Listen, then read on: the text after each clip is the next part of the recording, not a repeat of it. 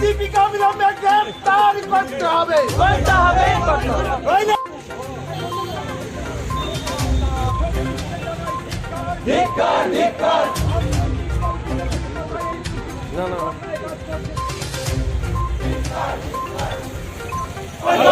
ঘটনা তো আজকের নয়, গতকাল পুলিশের পাহারায় পুলিশের সামনে প্রকাশ্য দিবালোকে রাজপথের উপরে উপমুখ্যমন্ত্রী জিষ্ণু দেববর্মা তার অঙ্গনে হেলনে বিজেপির দুষ্কৃতীরা আমাদের একটা শান্তিপূর্ণ কর্মসূচি করেছে। সে আক্রমণে আমাদের একজন কর্মী শহীদ মিয়া মৃত্যুবরণ করেছে। আজকে আমাদের কর্মসূচি ছিল শহীদ মিয়ার লাশ নিয়ে আমরা এখানে আমাদের পার্টি রাজ্য দপ্তরে তাকে সম্মান জানিয়ে তার গ্রামে গিয়ে আমরা দাফন করব। আমাদের অন্য কোনো কর্মসূচি ছিল না, কিন্তু এই অপরাধী সরকারের তাদের যে মেরুদণ্ডহীন পুলিশ, যারা নাগরিকদের নিরাপত্তা দিতে পারে না, এদের চোখের সামনে খুন হয়, এই পুলিশ আজকে লাশগড় থেকে সেই লাশ ছিনতাই করে আজকে নিয়ে গেল। গণতন্ত্র, সাংবিধানিক অধিকার, ব্যক্তি স্বাধীনতা যে কিভাবে দিন দুপুরে ভুলুণ্ঠিত হয়েছে রাষ্ট্রশক্তির মদতে, তার নগ্ন এবং তার বিরুদ্ধেই আজকে আমরা এখানে বিক্ষোভ প্রদর্শন করছি যে এই মৃতদেহ আত্মীয়দের হাতে তুলে দেওয়ার জন্য এবং অবিলম্বে যারা এই ঘটনার সাথে যুক্ত সামনে থেকে এবং পেছন থেকে তার ফল নিয়েছেন। কারণ আমরা দেখছি এই ঘটনার পরপরই সেই বিধানসভা কেন্দ্রের যিনি প্রতিনিধি জিষ্ণু দেববর্মা, তিনি সমস্ত যে অসংলগ্ন কথাবার্তা বলছেন, এর সাথে আরেকজন কেন্দ্রীয় রাষ্ট্রমন্ত্রী এবং কয়েকজন মন্ত্রীও, অর্থাৎ পরিকল্পিত যে বিশালগড় মহকুমা বা চরিলাম বিধানসভা কেন্দ্রে বিরোধী দলের কোনো রাজনৈতিক কর্মকাণ্ড করতে দেবে না, তাদের গণতান্ত্রিক অধিকার করতে দেবে না, এই ঘটনাগুলো আজকে সংঘটিত হচ্ছে। তার বিরুদ্ধেই আমরা এখানে এই প্রতিবাদ সংঘটিত দেয়নি। এটা কিসের জন্য দেয়নি? কিসের ভয় তাদের? কিসের ভয়? যে সারা দেশের মানুষ দেখবে এই লজ্জা, এদের এই কাপুরুষতা, তাদের এই অন্যায় লুকোবার জন্য এই সিআরপিএফ লেলিয়ে দিয়ে এই ডেড বডি তারা লুপাট করলো সেখানে। অথচ মানুষের অধিকারকে সুরক্ষা দেওয়ার জন্য তাদের কোনো এলেম নেই। এই ঘটনা আজকে তারা করে দেখালো ডাক্তার মানিক সাহার সুশাসন। আমার ভাই কালকে মারা গেছে বিজেপির দুষ্কৃতিকারীর আক্রমণে, বিনা অন্যায়ে, বিনা ইয়েতে। আমার ভাই বয়স্ক মানুষ, ৭৬ বছর, কোনো কারণ ছাড়াই ওনাকে মারধর করলো। উনি যখন মারা গেল তখন বিশালগড় হসপিটালে নিয়ে আসি, তারপর আগরতলা রেফার করে।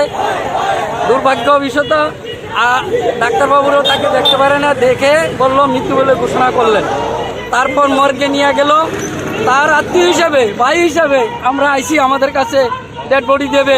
ডাক্তারবাবুরা বলল, কতগুলা সই টই নিল পুলিশ বাবুরা, ডাক্তারবাবুরা নিয়ে বললো যে আপনারা যান গা, আমরা গাড়ি দিছি, আমরা গাড়িটা নিয়ে যাবো। আমি কইছি না, আমি যাব না, আমি নিজস্ব গাড়ি নিয়ে আইছি, আমার গাড়ি নিয়ে আমাদের পার্টি অফিসে যাব। তার সম্মানার্থে, তার মর্যাদে, তার আত্মা সৎকাজ করার জন্য আমরা ধর্মীয় সভাতে আমরা চললাম নিয়ে আমরা মাটি দিব, আমরা নিজের গাড়ি আমরা নিয়ে যাবো। তারপর আমাকে যথেষ্টভাবে হস্তনস্ত করে এবং মারধর করে আমার থেকে জোর করে আমাকে রাস্তার থেকে টিএসআর, সেন্ট্রাল ফোর্স, বিএসএফ এইসবগুলো লাগাইয়া জোর করে আমাদেরকে মারধর করে আমাদের থেকে ডেড বডি নিয়ে গেছে। জানি না কোথায় নিয়ে গেছে, চরিলাম গেছে না বিশালগড় গেছে না আগরতলা আছে, এখন পুলিশ বাবুরা জানে, আমরা জানি না। হ্যাঁ, তারপর আমাদের দাবি পুলিশ বাবুর কাছে, আমি বলেছি, বারবার বলেছি যে আমাদের বডি আমরা নিয়ে যেতে বলুন, আমরা দেন, আমরা নিয়ে যাব। এবং যদি নিয়ে থাকে আমাদের বডি আগরতলা আমাদের কাছে আইন না, আমাদের হাতে হোক, আমরা নিয়ে যাব, আমরা নিয়ে তার সৎ কাজ করব। এটা একটা অমানবিক কাজ।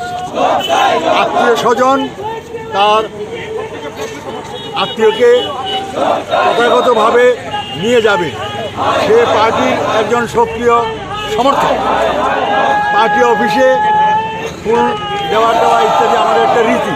আমরা বলেছি আমরা এটা করতে চাই, তোমরা এটা করো। এখন দেখা যাচ্ছে যে পরিকল্পিতভাবে তাদের যে ব্যর্থতা গোপন করার জন্য এটাকে ছিনিয়ে নিয়ে গেল, তাকে আমরা শ্রদ্ধা পর্যন্ত জানাতে পারলাম। আর এখানে লাঠিচার্জ করে নিয়ে গেল। কতটা অমানবিক এই সরকার! এরা সুশাসনের কথা বলছে, দুঃশাসনের রাজত্ব তারা কায়েম করেছে। তারা প্রতিদিন এটাকে এভাবে দেখাচ্ছে এবং এর মদতদাতা হলো, দুর্ভাগ্যের হলো আমাদের ডেপুটি চিফ মিনিস্টার, ওই এলাকার এমএলএ। ওনার মদতে ওই দিন এখানে 8 বস্তা ইটের খোয়া, কয়েকশো বোতল, বোমা, এগুলো তারা আগেই প্রস্তুত করে রেখেছিল। আমাদের পুলিশের পারমিটেড প্রোগ্রাম। তারপর আমরা পুলিশকে বলেছি যে এগুলি কি বললো, নিন্দার ভাষা নেই।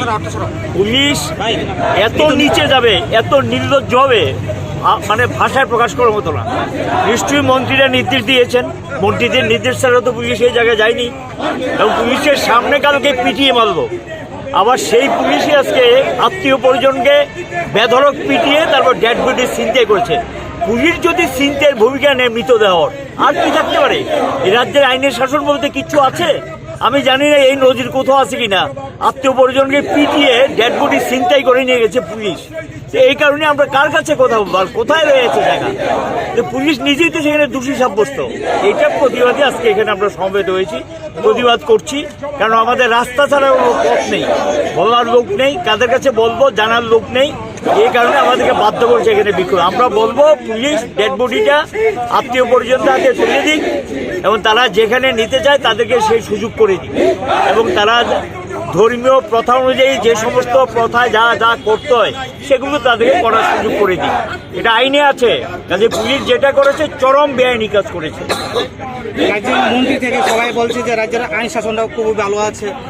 এই অনুযায়ী আমরা এই তো আইনের শাসনের চেহারা, মৃতদেহ ছিনতাই ত্রিপুরার যে নজির আছে কিনা আমার জানা নেই, আমার রাজনৈতিক জীবনে আমি শুনিনি যে এইভাবে ডেড বডি আত্মীয় পরিজনকে পিটিয়ে বেধড়ক পিটিয়ে তার তুলে নিয়ে যাওয়া, এটা কখনো শুনি। এটা আইনের শাসনের নমুনা, সুশাসনের নমুনা। যারা সন্ত্রাস করছে তাদের উপর থেকে, হ্যাঁ, যারা সন্ত্রাস করছে তারা তো পুলিশের সঙ্গে থেকেই করেছে। কালকে তো পুলিশের সামনেই পিটিয়েছে এবং যারা সন্ত্রাস করেছে পিটিয়েছে, কেউকে গ্রেপ্তার করেছে নিয়ে আমাদের জানা নেই। তো চলছে এগুলো নজিরবিহীন ঘটনা, ভাষায় প্রকাশ করার মতো নেই। কি ভাষা বলবো দেখবো? এই কারণেই রাস্তা আমরা নেই, কোনো কথা নেই আমাদের।